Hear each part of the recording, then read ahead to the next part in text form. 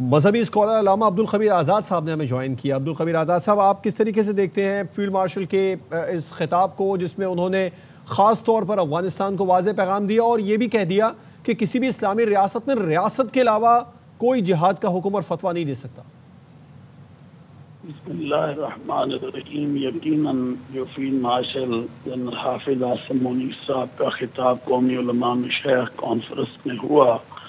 وہ بڑا عظیم اور بڑا فکر انگیز خطاب تھا، اور جس میں یہ تمام جو آپ نے فرمایا اس پر بات کی گئی کہ جو درپیش چیلنجز ہیں پاکستان کو، اس سے ہم کیسے نپٹ سکتے ہیں اور نپٹ رہے ہیں۔ اور اسی طرح انہوں نے جو فتنہ الخوارج کے لیے بات کی اور فتنہ ہندوستان کے لیے بات کی کہ اس کا خاتمہ کیسے ممکن اور اس پر ہم کیا کردار ادا کر رہے ہیں، اور اسی طرح محافظ حرمین کے حوالے سے تو میں یہ سمجھتا ہوں کہ اللہ تعالیٰ نے ان کی شکل میں اور شخصیت میں ہمیں ایک بہت عظیم سپہ سالار عطا کیا ہے، جس کو ہم یہ سمجھتے ہیں کہ جو وہ قیادت کر رہے ہیں پارکہ حق آپریشن بنیان مرصوص میں جس طرح ہندوستان کے حملے کا انہوں نے جواب دیا،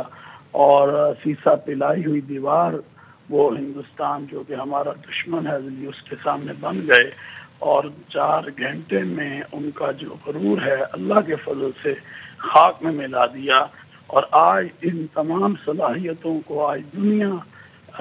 مان رہی ہے، اور اس کے جو چرچے ہیں یا بات ہے وہ ہر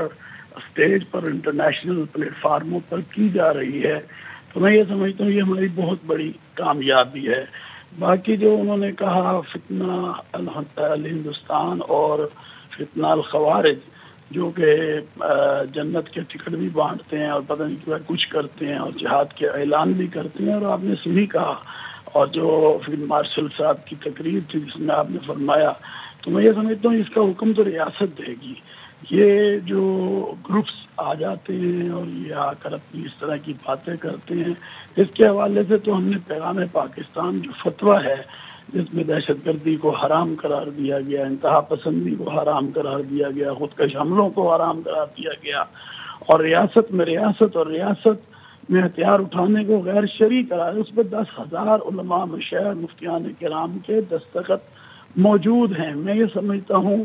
کہ یہ پاکستان ہے تو ہم ہیں، اور ہم نے یک زباں ہو کر علماء نے منبر و محراب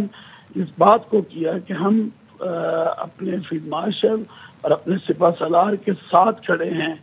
اور کسی سازش کو، کسی ایجنڈے کو جو ملک دشمن ہوگا اس کو نہیں چلنے دیا جائے گا پاکستان میں، اور پاکستان کے تحفظ کے لیے، پاکستان کے امن کے لیے جو ہماری حکومت، جو ہمارے سپہ سالار، جو ہماری افواج، جو ہمارے قومی سلامتی کے ادارے فیصلہ کریں گے، پوری پاکستانی قوم اس پر کھڑی ہوگی، اور منبر و محراب جو ہے اس میں اپنا کردار اور علماء اپنا ادا کریں گے۔ دیکھیں کتنی بڑی بات ہے کہ اللہ تعالیٰ نے، جیسے انہوں نے فرمایا کہ محافظ حرمین ہمیں بنایا ہے، اور اللہ تعالیٰ نے یہ ہمیں ذمہ داری عطا کی ہے، تو یہ کتنا بڑا اعزاز کی بات ہے۔ میں اس معاہدے کو ایسے نہیں سمجھتا، میں سمجھتا ہوں یہ معاہدہ پوری امت مسلمہ کے دفاع کے لیے کیا گیا ہے، اور انشاءاللہ العزیز یہ معاہدہ پوری امت کے دفاع کو مضبوط کرے گا، اور جس ولولے کے ساتھ ہمارے فیلڈ مارشل ان کی قیادت میں ہماری افواج آگے بڑھ رہی ہے، بالکل، اور پوری قوم فوج کے شانہ بشانہ کھڑی ہے، اور فیلڈ مارشل عاصم منیر نے بھی قرآن کریم کی آیات اور اشعار کا حوالہ دیتے ہوئے پاکستان سے متعلق اپنا واضح نقطہ نظر کانفرنس میں پیش کیا تھا۔ ہمارے ساتھ مذہبی اسکالر مولانا عبدالخبیر آزاد موجود تھے، آپ کا بہت شکریہ۔